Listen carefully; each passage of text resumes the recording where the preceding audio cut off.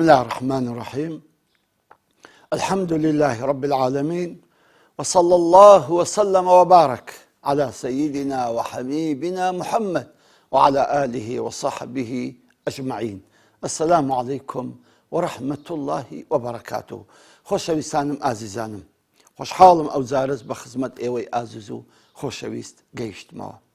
خۆشەویستان، دەزانی ئەو مەلائیکەتانەی خوا بەڕاستی هەموو کاتێک غەوی ئێمەیتیان؟ دەزانی مەلائیکەتانی خوا بەردەوام دوعای خێر بۆ ئێمە ئەکەن و سەڵاواتمان لەسەر لێ ئەدەن؟ سبحان الله. ئەگەر بزانی ئەو مەلائیکەتە عەزیمانە، ئەو مەلائیکەتە پاک و بێگەردانە چەند خولیای ئەوەن، چەند ئارەزووی ئەوەن کە خوای گەورە لە گوناحی ئێمە خۆش بێ. نەک ئێمە، حتا لە گوناحی بابەکانمان، لە گوناحی داکەکانمان، لە گوناحی منداڵەکانمان، لە گوناحی نەوەکانیشمان خۆش ببیتن، لە خێزانەکانیشمان خۆش ببی.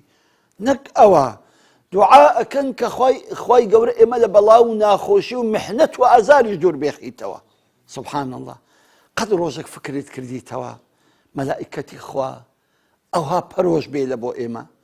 قەت ڕۆژێک فکرت کردیتەوە ئەو مەلائیکەتانە بەردەوام دوعا بۆ ئێمە دەکەن کە خوای گەورە ئێمە حفز و ستر بکا و بمان پارێزیتن؟ سبحان الله. با بچینە خزمەت قورئان، با بچینە خزمەت قورئان، بزانە خوای گەورە چۆن وەسفی هەندێک لەو مەلائیکەتانە ئەکا و باسی دوعاەکانیشیان ئەکا. تەمان ئێمە گوتمان ئەو مەلائیکەتانەی کە عەرشی خوایان هەرگرتووە، حەمەلەت العەرش، و ئەوانەی کە دەورەی عەرشی خواشیان داوە، ئەوانە دوعا ئەکەن. بەڵام بزانین دوعاەکانیان چییە و زۆر بە جوانیش دەیور ببینەوە.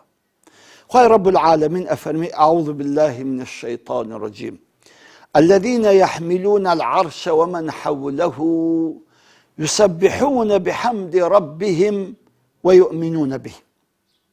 لفرمي خوای جل وعلا ئەو کەسانەی کە عەرشی خوایان هەرگرتووە جل وعلا، ئەو مەلائیکەتانەی کە عەرشی خوایان هەرگرتووە، پاشان ئەو مەلائیکەتانەی کە لە دەوری عەرشی خواشن، ومن حوله يسبحون بحمد ربهم.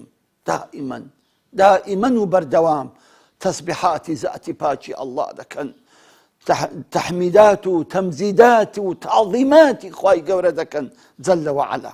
پاشان ويستغفرون للذين آمنوا. الله أكبر. دعای لێخۆشبوون لە بۆ ئیمانداران دەکەن، دعای لێخۆشبوون لە بۆ ئیمانداران ئەکەن. چ دەڵێن؟ ربنا وسعت كل شيء رحمة وعلما.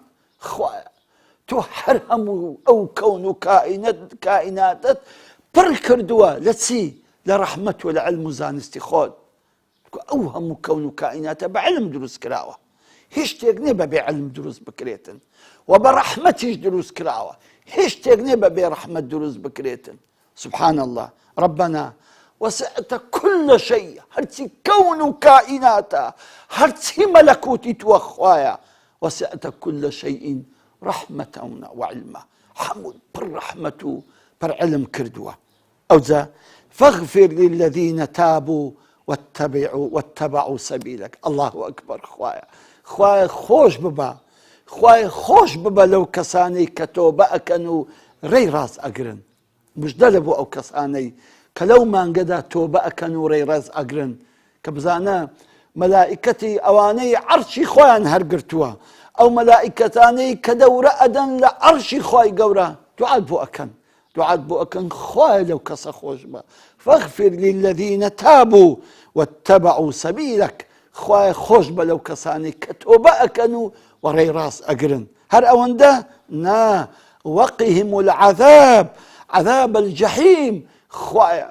خوایە نەیانسووتێنی بە ئاگری جەهەنەم، خوایە عەزابی دۆزەخیان نەدەی و بیان پارێزە لە عەزابی دۆزەخی جەهەنەم. ربنا هەر ئەوەندە بزانن هێشتا ماوە دوعاەکانیان، دڵیان بەوەندە داناکەوێ خوای گەورە لێت خۆش بی و پاشان عەزابت نەدا. نەک ئەوەندە ربنا وأدخلهم جنات عدن التي وعدتهم. خوایە بیانخە ئەو بەهەشتە عەدنەی كوعدوا بلين الداوم عبد صالح كان بخيته أو بهشتوا خوايا بيان خبهشتي عدن كهجل بهشته هر خوش كاني خداي قوريا چه هر أوان نا بتننا ومن صلح من آبائهم وأزواجهم وذرياتهم خوايا أو كساني كتوبيان كرت كري راستيان كرت خوايا ليان خوش با بيان خناو بهشت وبيشيان بارز لأقريد جهنم هربتني ما ببهشت همو بابا كانيان همو خيزانة كانيان وهمو مالو من دالة كانيشان خوايا ما دام اوانش صالح بون اوانش باش بون خوايا اوانش خركة ولا لدوري او كسو ببهشتي برين شاد بك انك انت العزيز الحكيم خوايا عزيز وحكيمي هموش تتبيدك يا رب العالمين هر اوان دنا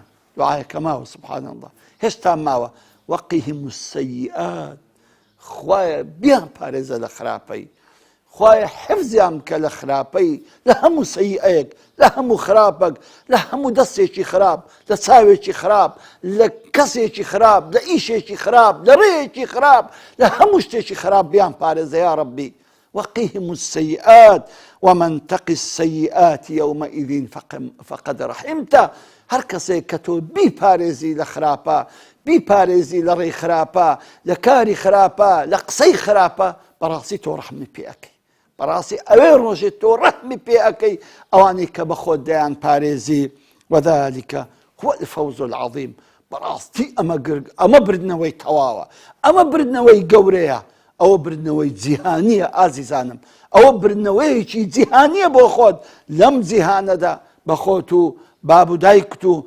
منداڵەکانت و خێزانەکانت هەر هەموو بەرەو بەهەشت ڕۆیشتن هەر بەرەو هەمووتان بەرەو بەهەشتی عەدن ڕۆیشتن کە خۆشترین بەهەشتە لە پاش بەهەشتی فیردەوس ئازیزانم بزانە سبحان الله ئەو مەلائیکەتانە چەند پەرۆشن بۆ ئێمە چەند دوعاکارن بۆ ئێمە چەند دڵیان خۆشە کاتێک ئێمە تۆبە ئەکەین کاتێک ئێمە ڕێگای ڕاست ئەگرین کاتێک کە ئێمە دوعای خێر ئەکەین کاتێک ئێمە بەرەو خوا ئەچین و لە خزمەت خوا و پێغەمبەر و خوا و قورئان داین لە مزگەوت داین لە کاری خێر داین قسەی خێر ئەکەین ئیشی باش ئەکەین بزانە ئەو مەلائیکەتانە چەندە مفریحن چەندە مفەرەحن چەندە دڵخۆشن چەندە شادومانن کاتێک ئەبینن سبحان الله ئێمە واین بۆ ئەو مەلائیکەتانش دوعایان ڕەت نابێتەوە دوعایان ڕەت نابێتەوە ئازیزانم دوعایان ڕەت نابێتەوە باشە ئەگەر ئەوانە ئەوە دوعا بۆ ئێمە بکەین ئەی ئێمە چ بکەین ئێمە هەڵوێستمان چۆن بێ بەرامبەر ئەوان